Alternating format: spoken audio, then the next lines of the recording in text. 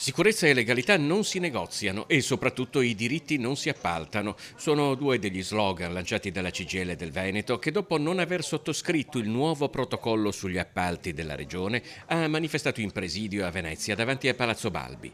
Per il sindacato occorrono norme più vincolanti perché diritti, legalità e sicurezza non possono essere sacrificati in nome del profitto. Non va bene il fatto che non si scorporino dai costi che poi vanno al ribasso i costi per la salute e sicurezza, oltre che quelli del costo del lavoro vero e proprio. Questo è il punto principale.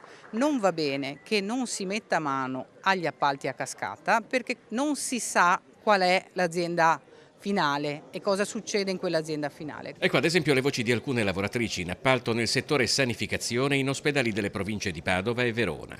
Più c'è crisi all'interno, perché ce n'è tanta nella sanità in questo momento in Veneto, e più viene scaricato sui lavoratori più fragili, che sono quelli in appalto. Gli appalti sono sempre in ribasso e quindi sempre meno soldi. Lo pagate voi il ribasso.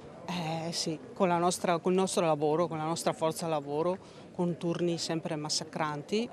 Alvise invece lavora in impiantistica stradale. Ci sono degli appalti a cascata che vanno a perdere appunto nella sicurezza, nella qualità del materiale, perché anche che lì dopo si lucra, e anche nella conclusione dei lavori.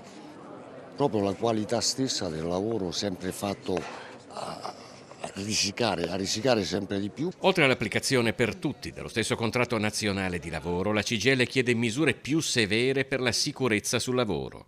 Noi abbiamo la percentuale, come in tutta Italia, degli infortuni che si concentra sugli appalti. Qua stiamo parlando della regione che per appalti pubblici intendiamo tutti i lavori certo edili, ma anche tutta la parte che riguarda sanità, le mense, le pulizie, e gli appalti di manutenzione, quindi tantissime risorse anche economiche